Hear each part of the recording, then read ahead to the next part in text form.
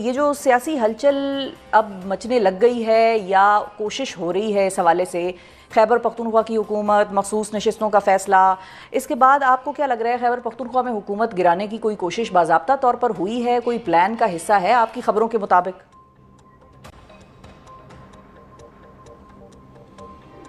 देखें, इसमें लग ये रहा है कि जो रूलिंग अलाइंस है उसके अंदर जो मुख्तलिफ उसकी जो मेंबर पार्टियां हैं उनके अंदर एक पार्टी जो है वो तो चाहती है कि खैबर पख्तूनख्वा में तब्दीली लाई जाए, लेकिन जो बाकी पार्टियां हैं और ख़ास तौर पे जिन पार्टियों के साथ अली मीन गंडापुर साहब के ख़िलाफ़ तहरीक एतमाद कामयाब करवाई जा रही है वो अभी तक ऑन बोर्ड नहीं है। उसके लिए कोशिश की गई थी लेकिन वो अभी तक ऑन बोर्ड नहीं हुए।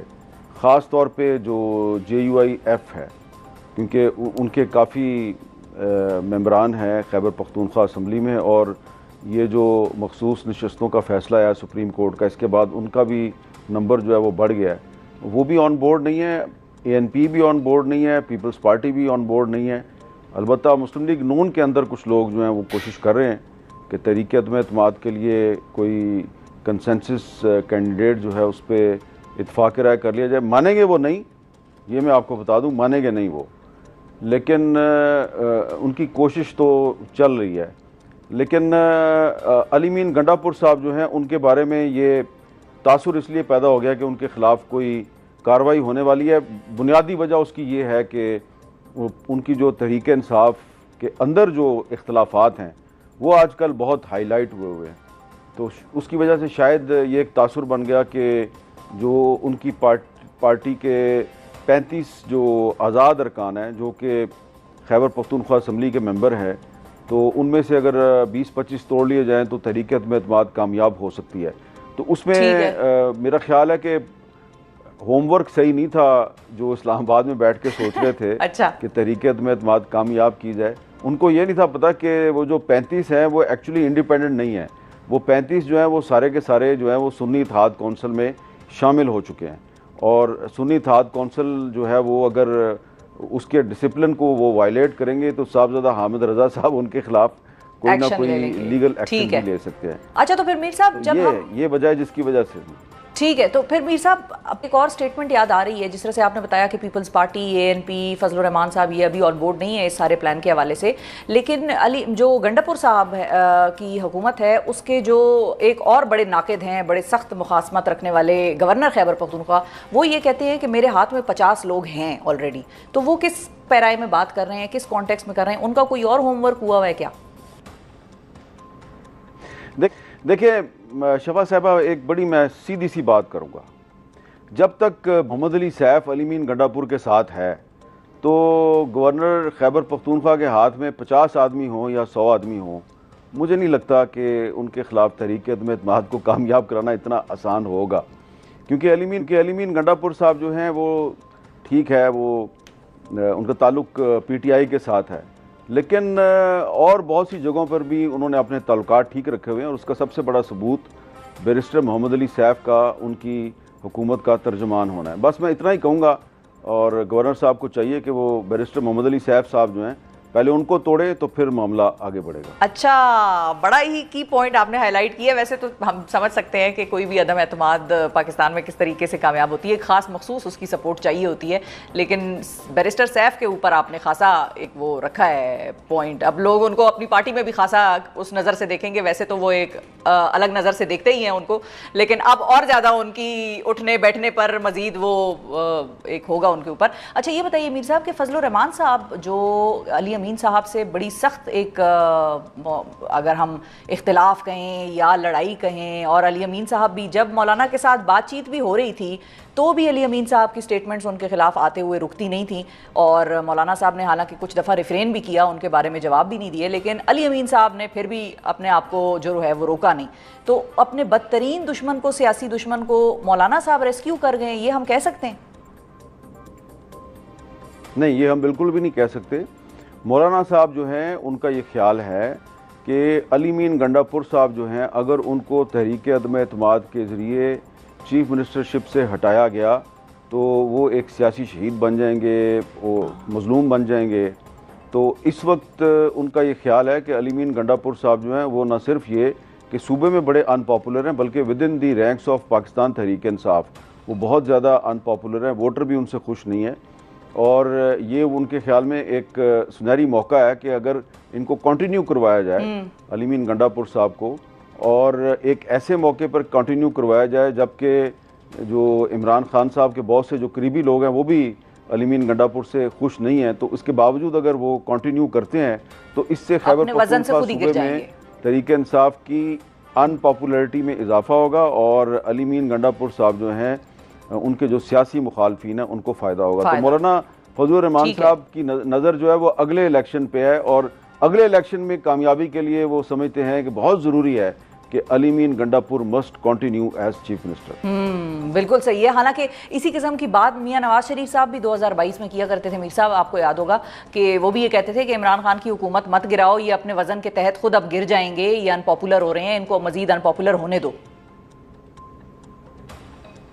ये नवाज शरीफ साहब की राय नहीं थी, ये पीपल्स पार्टी की भी राय थी, ये बहुत से लोगों की राय थी।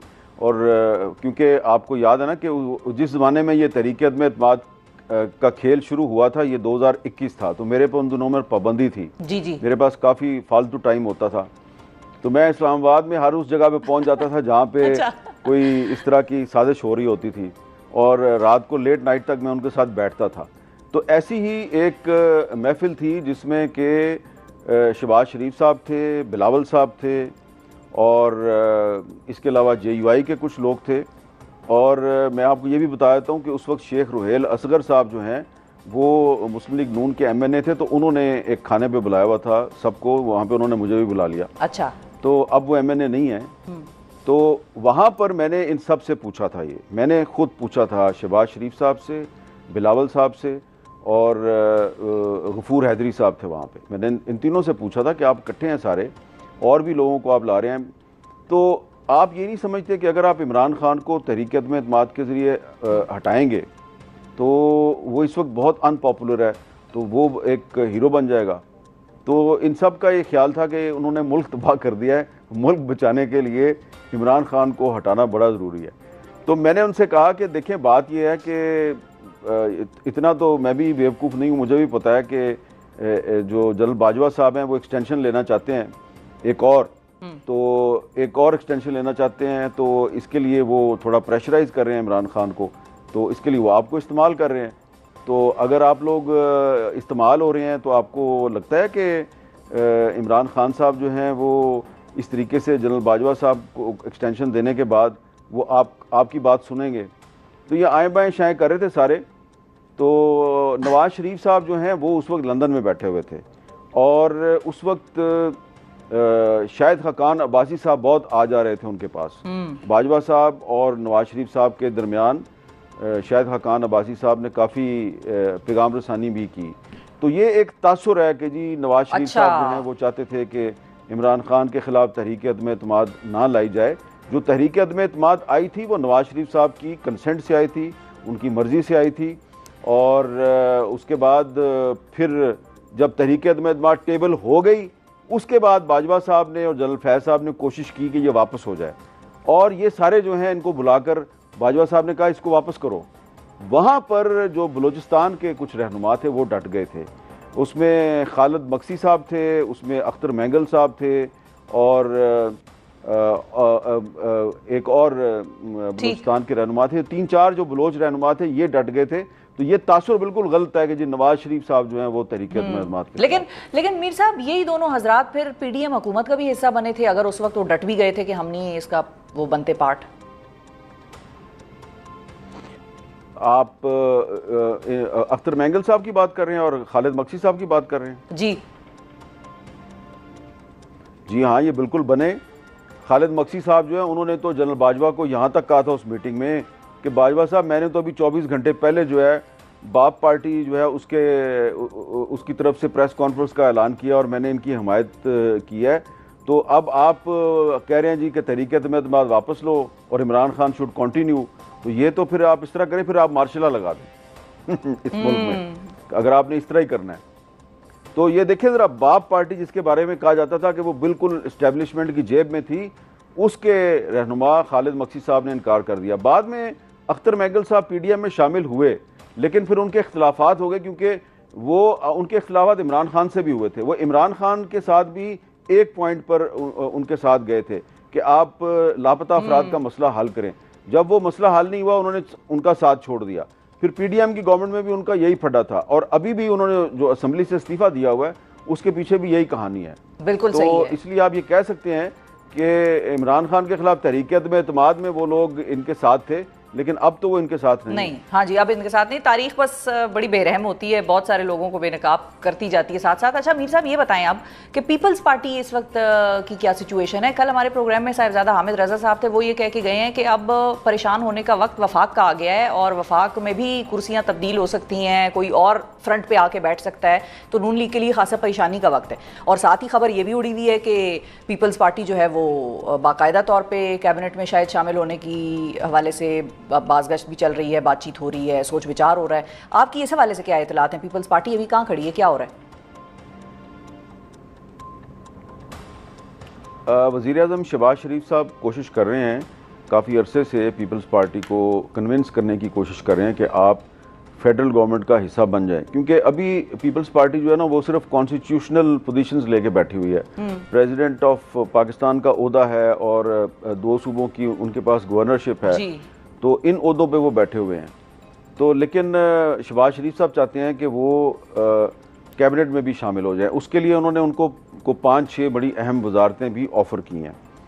इस पर पीपल्स पार्टी के अंदर इब्तदा में ये राय थी कि हमें इनके साथ शामिल हो जाना चाहिए, लेकिन फिर बिलावल भुट्टो जरदारी साहब जो हैं, उन्होंने जब सलाह मशवरा किया, अपनी सेंट्रल एग्जीक्यूटिव कमेटी के अरकान से बातचीत की, तो उनका ये ख्याल था, ख़ास तौर पे जो पीपल्स पार्टी पंजाब के जो रहनुमा हैं, कि जी हमारी तो लड़ाई चल रही है मुस्लिम लीग नून के साथ सूबा पंजाब में, उन्होंने जो वादे किए थे वही पूरे नहीं किए, तो प्लीज़ आप इनका फेडरल गवर्नमेंट का हिस्सा ना बने। तो बिलावल भुट्टो जरदारी साहब ने अभी 2 दिन पहले भी ये कन्वे किया है कि हम फ़िलहाल फेडरल गवर्नमेंट में शामिल नहीं होना चाहते। इसकी एक देखें सीधी सी वजह भी है। इसकी एक वजह ये है कि ठीक है, वो वजह यह है कि ठीक है, सुप्रीम कोर्ट ऑफ पाकिस्तान ने मखसूस नशस्तों पे एक ऐसा फ़ैसला दिया है जिससे कि मुस्लिम लीग नून को बहुत ज़्यादा फ़ायदा हुआ है, उसकी सीटों की तादाद बढ़ गई है। लेकिन इसके बावजूद ये हुकूमत इतनी अनपॉपुलर है कि पीपल्स पार्टी जो कि इनकी इत्तेहादी है, वो उस पार्टी के वोटों से ये हुकूमत खड़ी है। उसके बावजूद पीपल्स पार्टी इस हुकूमत की काबीना में शामिल होने से गुरेज कर रही है, और मुसलसल गुरेज किए जा रही है। और अभी मुझे लगता है कि फ़िलहाल आने वाले काफ़ी अरसे तक पीपल्स पार्टी गुरेज की पॉलिसी ही इख्तियार करेगी। गुरेज ही करेगी, बिल्कुल ठीक है। अच्छा।